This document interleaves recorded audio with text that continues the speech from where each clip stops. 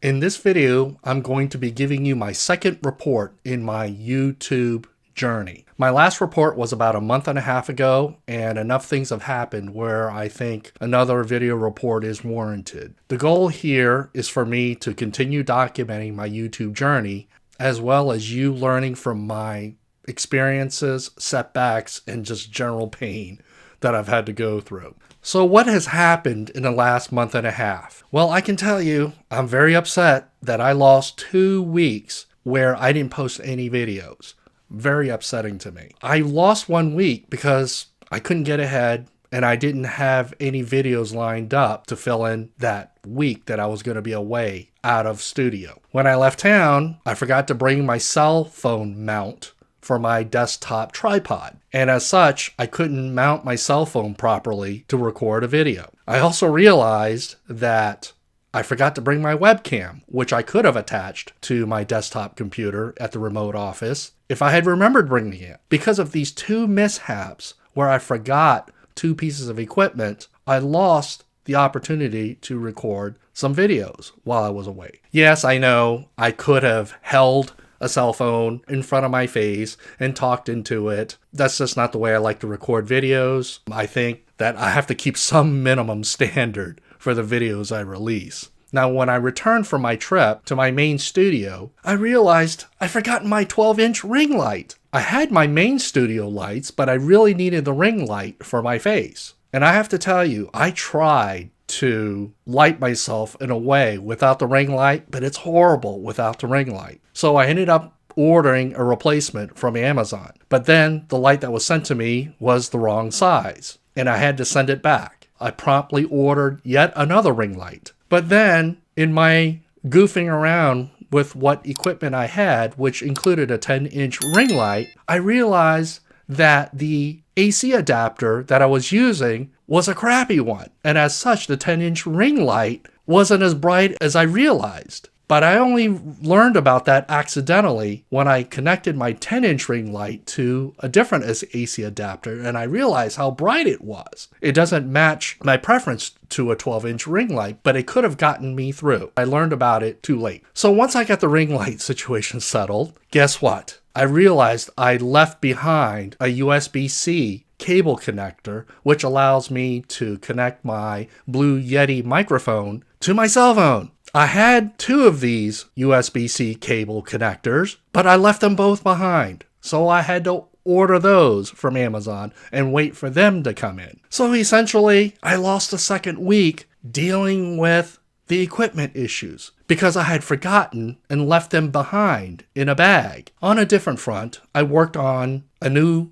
type of video that I've never done before. It's a presentation video.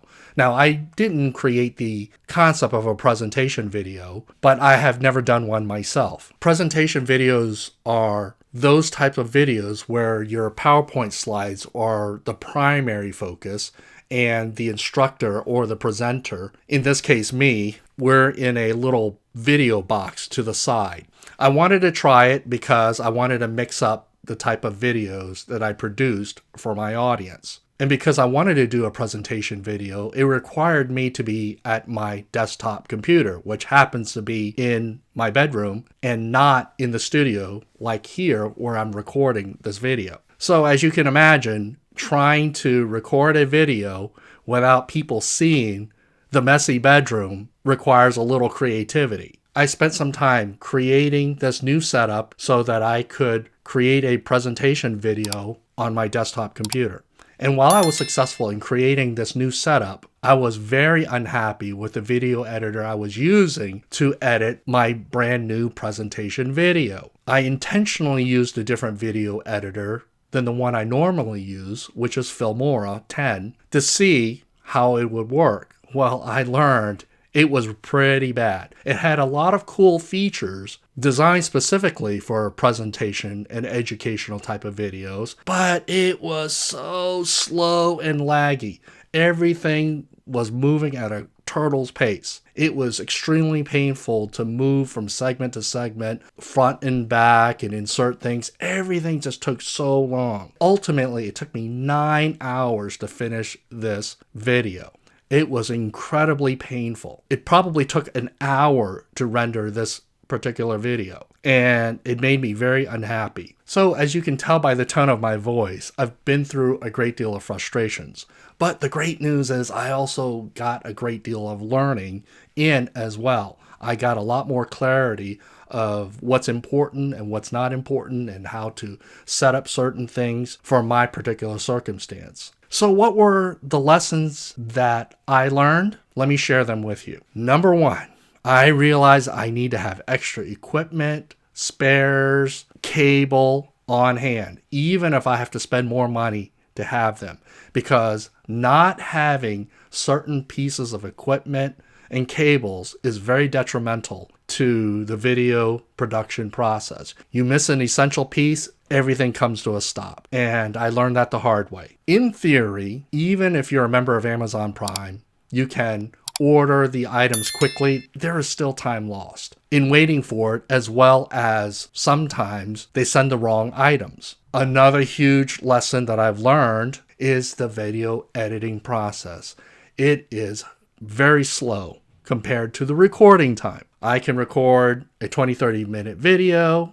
By the time it goes through the editing process, it ends up being 10 minutes. And the editing time on average is about 4 hours for me. Now, in that 4 hours, I will say that I have gotten better, I have gotten faster, but simultaneously, I'm inserting little features to improve the quality of my video. So far, it's a wash. And so far, it is hard for me to get ahead on the videos because my goal is to release at least 3 to 4 videos per week. And so it's very hard to get ahead when you have to put out so many videos during the course of the week. Now, this isn't a complaint because the goal has been self-imposed, but it does require me to be more creative, to be more innovative, and to be more efficient in how I create, produce, and edit videos. And I have come to the conclusion, as far as weekends go, I don't get weekends off. I want to keep going to ramp up the videos. And because the video editing issue is so important and really a big challenge for me, I would love to one day outsource it. But for now, I'm not comfortable with that idea because I am pretty particular and I am finding my way of what my particular video creation system is. So for the short term, I'm going to be doing my own video editing. I will also be experimenting with different video editing software. I want to find out what the performance is like on the alternatives. Bottom line is, I really enjoy making videos. It's a great creative outlet. There are always lessons to be learned, and I'm still enjoying the process. There are certain aggravations that I can do without. Do me a favor, go ahead, like and subscribe to this channel, and I'll see you in my next video.